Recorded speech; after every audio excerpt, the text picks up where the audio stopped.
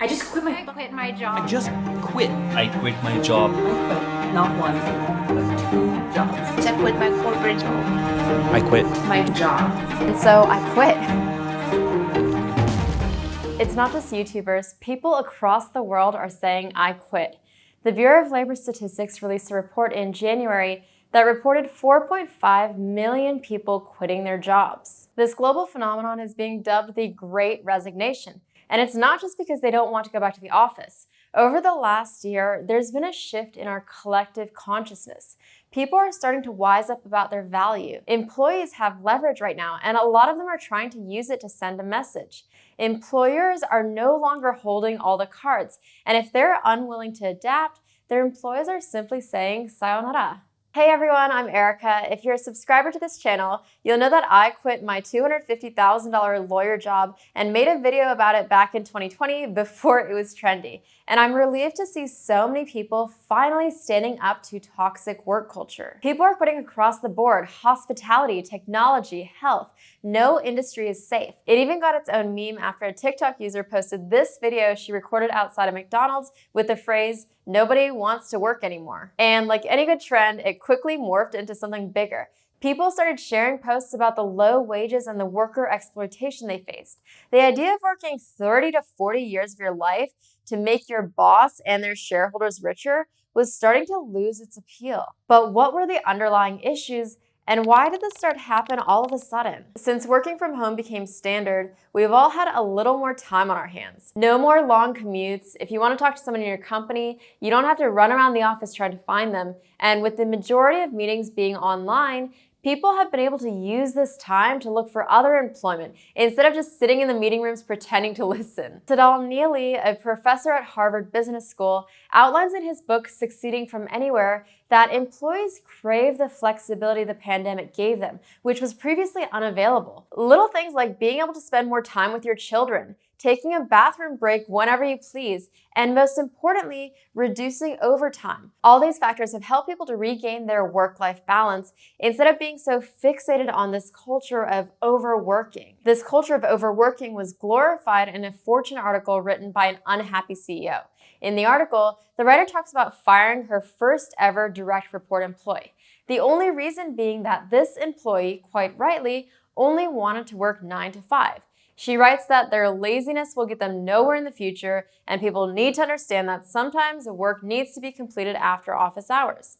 This disrespect for employees' personal time is a horrible trait I've seen in many bosses. And it's not the employee's fault. It often boils down to poor management. If they had a system in place where employees could be informed a week or so before about necessary overtime, people could start planning their lives around this, instead of just springing in onto people at the last minute. What's disrespectful on the company side is this belief that employees should drop everything and stay effectively on call all the time. But even doctors are told in advance when they need to go on call. So if a hospital can organize their time effectively, why is it so hard for other companies? This is actually one of the main reasons I quit my law firm. I was expected to work, or at least be on call, every waking minute of my life. And they felt like they owned me because of what they paid me. I vividly remember one time in December, we had a deal closing, and I was working until about 3 or 4 a.m. every day for a few days in a row. And I remember sending out an email at 4 a.m., and I was so exhausted, I figured my boss would be okay now with me not checking in until around 9. Well, when I wake up, I see an angry email from him saying, "Call me." And I call him and get scolded for not responding to his emails early enough in the morning, even though he clearly knew that I was up until 4 a.m. sending emails to the client. It's this expectation to be on every waking moment that wears on you and causes burnout. And this is the culture at these big law firms. It's normalized because everyone knows that if you can't keep up, they'll just fire you and hire the next bright-eyed Harvard law graduate to take your place. But as you get older, you realize that time is your greatest commodity. You can always find a new job, but you can't buy time. Once it's gone, there's no way to get it back. But tipping the hourglass of time in their favor isn't the only reason people are leaving.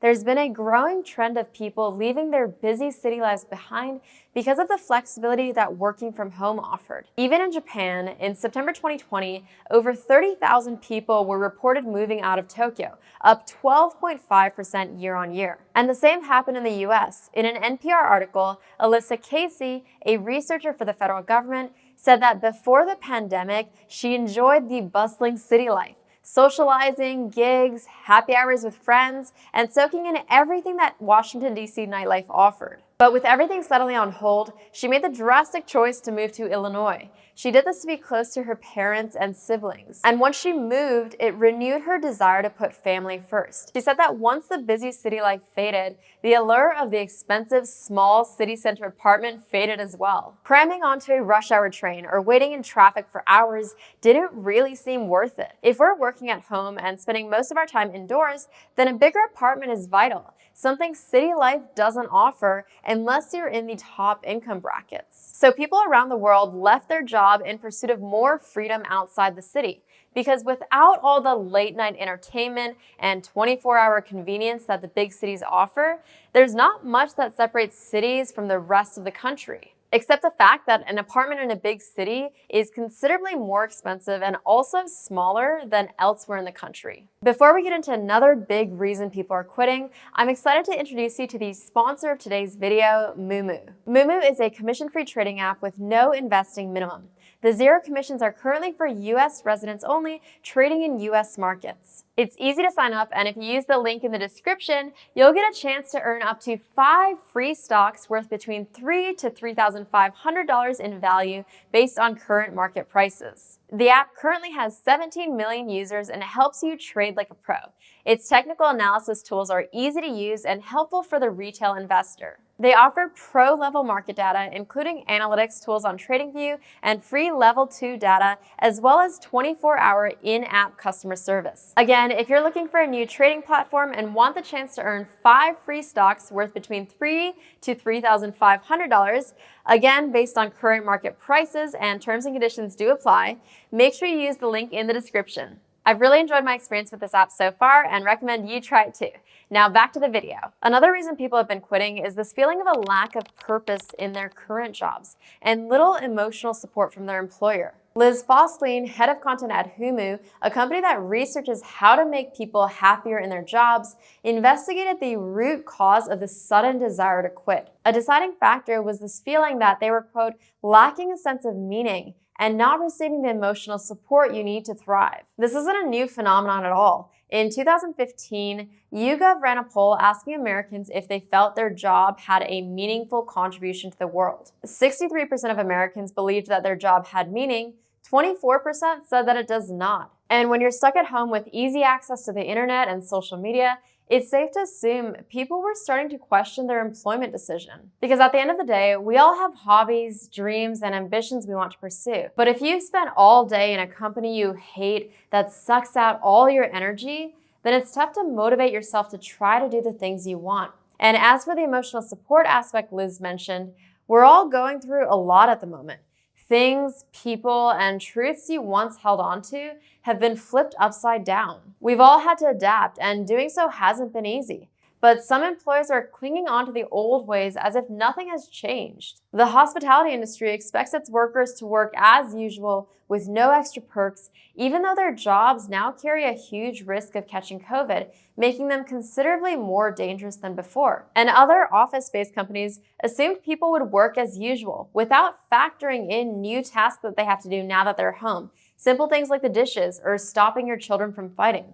If companies simply included a few minutes each day to check up on their employees or offered more flexibility, this could easily be avoided. But one of the main reasons for the Great Resignation, in my opinion, is how easy it's been to look for new positions. You can now apply for a job in your lunch break, sneak a quick look on LinkedIn during a meeting, or even spend that hour you'd typically spend on your commute home doing an interview for another job on Zoom. Since gone are the days when you had to take a day off work to dress up and go to an interview in person. People are starting to wise up to the fact that they can get better pay elsewhere in a job that ticks off all of their personal requirements. Some companies are trying to counter this by offering their best staff promotions. Schneider Electric North America told the Wall Street Journal that they provided 65% of their high potential employees a promotion in 2020. But most companies aren't making this shift fast enough.